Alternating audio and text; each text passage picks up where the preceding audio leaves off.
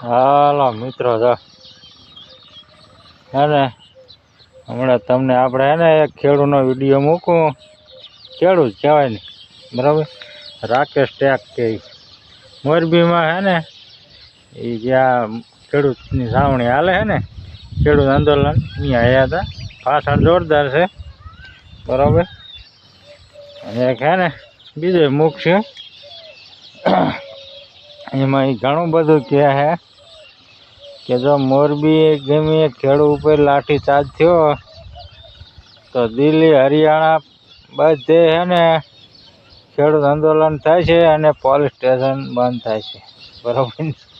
આવું કે, બરાબર. અને ખેડૂતને નેતાને એ જ બોલવાનું હોય, ટેકામાં જ રહેવાનું, એકાબીજા ટેકામાં બોલવાનું છે, બરાબર ને.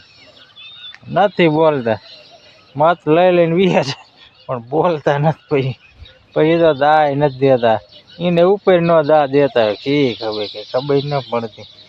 દા દેતા ના આપણને એટલી જ ખબર પડે, બરાબર ને. એક ખેડૂતને હે ને કોઈને દા દે નહીં. કોઈ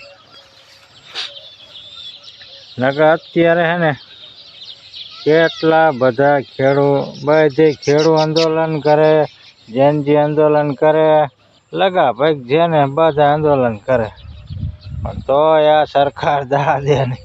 એનું જ સાચું, બીજું કાંઈ નહીં, બરાબર ને.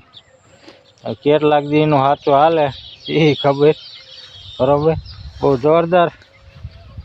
પછી હે ને મોદીજી વિડીયો બનાવ્યા રાખે આપણા ગળે ને ગળે, અને નાખ્યા રાખે ને એના માણસો લાઈક કર્યા રાખે ને મોદીજીની વાત ઊંચી કર્યા રાખે. ન કરે તો વળી ડિલેટ થાય, બરાબર ને. એટલે એના માણસો એ જ હો, જે નેતા બન્યા હોય ને નાના મોટા એ રહે, બધા ન બોલે, સાચું ને. બધા જ કાંઈ ન ઓલું કરતા હોય. અને એક બે આપણે શું ખબર, મત મોદીજીને દે નહીં તો મોદીજી જીતી જાય, એટલો તો ફાયદો મોદીજીને હોતે થાય ને. એટલે પહેલાં એને તમને આપણે આ વિડીયો મૂકવો હોય મોરબી ખેડૂત આંદોલનનો, આપણે શું કહે હે, બરાબર ને. તો પહેલાં હા બરાબર के किसान पे मोरबी पे लाठी चली तो उसी दिन मुजफ्फरनगर, उत्तर प्रदेश, पंजाब और हरियाणा के थाने बंद होंगे। सिर्फ यहाँ लाठी चलेगी तो वहां पे थाने बंद होंगे। जब देश में करेंसी एक है, देश का प्रधानमंत्री वन नेशन वन इलेक्शन की बात करता है, तो हमारा भी वन आंदोलन की बात देश में अब होगी। लाठी यहाँ चलेगी तो आंदोलन वहां पे भी होगा। अगर आंदोलन वहां हो रहा, लाठियां वहां पे चली, तो आंदोलन मोरबी के थाने में भी होना चाहिए। एक नई शुरुआत ये करेंगे ને. આવું બધું છે ભાઈ, તે ખેડૂત માટે બોલે એટલું ઘણું જ કહેવાય ને, બરાબર. પણ પહેલાં તો બધું ઠીક, ખેડૂત આપણે કેટલું આંદોલન કરી તો આ સરકાર સાંભળે નહીં, બરાબર. અને તમે અહીંયા જે ઓલા મોદીજી આવે, બરાબર, એનું ગમે કાંઈક પ્રોગ્રામ ગાંઠ્યો લે મોદીજી આવે તો અહીંયા માણસો એટલા હોય નહીં, અને તોય જીતી જાય એવું હોય, ગમે એટલા હોય, બરાબર. બહુ હે ને અહીંયા 5,000 10,000 માણસો અહીંયા હોય નહીં, કહેવાય. ગાડીઓ હોય, બરાબર. બસો તો હે ને 2,000 મૂકે, બધા બસોમાં 1-2 જણા હોય તો બરાબર 800 2,000 બસો મૂકે તો 1 જણો ગણે 2-3 હજાર થયા, બરાબર. મત 30,000 એમ તો જીતે એટલા મતથી તો વધ્યા ન લ્યો, બોલો.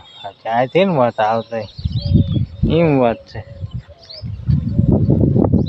બધા લગા ભાઈ ધારાસભ્ય રહ્યા, બરાબર. અત્યારે કોઈનું કાંઈ હાલતું તો છે નહીં કે આ ખેડૂત માટે કાંઈક બોલે, બરાબર. અપક્ષમાં રહ્યા એ બધા બોલે, જે એમાં રહ્યા ને એ કાંઈ બોલે નહીં, બરાબર ને. એટલે પછી તમને એક અખિલેશ યાદવનો વિડીયો મૂકું, તમને થોડો ખબર પડે એ શું કે ખબર. આ તમે મોદીજીની રહ્યા ને ભાજપ, એ એક સીટ હારે ને એટલે ઈ જોવે કે ભાઈ આપણને કોઈ મત દે છે કે નથી દેતું, બરાબર. એટલે એમાં કાંઈ આડું અવળું ગોઠવણી કરે નહીં, કાંઈ કેમ ખોટાડું કાંઈ મશીનમાં કરે નહીં, બીજું સીમાય કાંઈ ખોટાડું થાય ને એવી વાતનું ઓલું કરે. એટલે એમાં એ હારી જ જાય, પહેલાં જોઈ લે.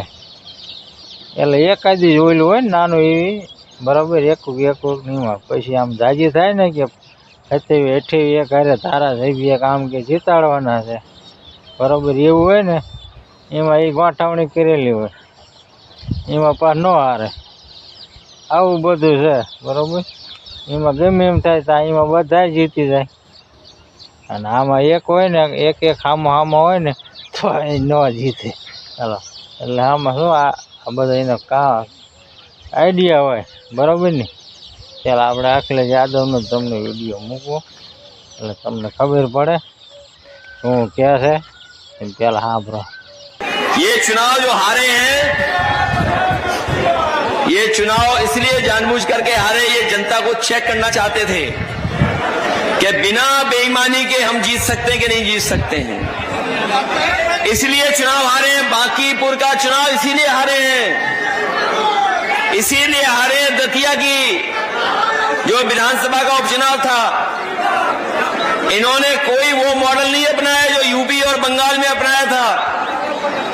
ये लोग जो चर्चा कर रहे हैं कि अब विपक्षी लोग ईवीएम की बात नहीं करेंगे, ये जनता को धोखा देने के लिए उपचुनाव इन्होंने हारने का काम किया है। જોયું ને, સાંભળ્યો ને, અખિલેશ યાદવ, બરાબર. અને આ હે ને કામ આનું ઊંચું હોય, બરાબર, પણ હે ને હજી તો વારો આવતો નથી, ગમે એમ થતું હોય, બરાબર. જીતી જાય યોગી આદિત્યનાથ, ગમે ગોઠવણી કરી નાખે, હિન્દુ મુસલમાનનું ગમે આઈડિયા કાઢી નાખે, બરાબર, પણ જીતી જાય, બરાબર ને. રામ મંદિરમાં જાય, આ ગુંડા મોજ કરે છે ને, હાથે આવે છે, આવું છે, બરાબર. ખાલી હે ને સસ્પેન્ડ થાય, બાકી એને કરવું એ જ કરવાનું, બરાબર ને. એવું જ છે. રામ મંદિરનું કેટલાય કરોડનું બૂથ લગાડી દીધું, બરાબર ને. નગર છે ને એ અખિલેશ યાદવ કહે ને એનો સાચું જ છે. એટલે આવું હારે ને એટલે ફરીને હે ને કંઈ એમની વાતું એવું કરે નહીં કે ઈવીએમ હટાવો, પણ છે ને ઈવીએમ હટાવવાનું જ છે, બરાબર.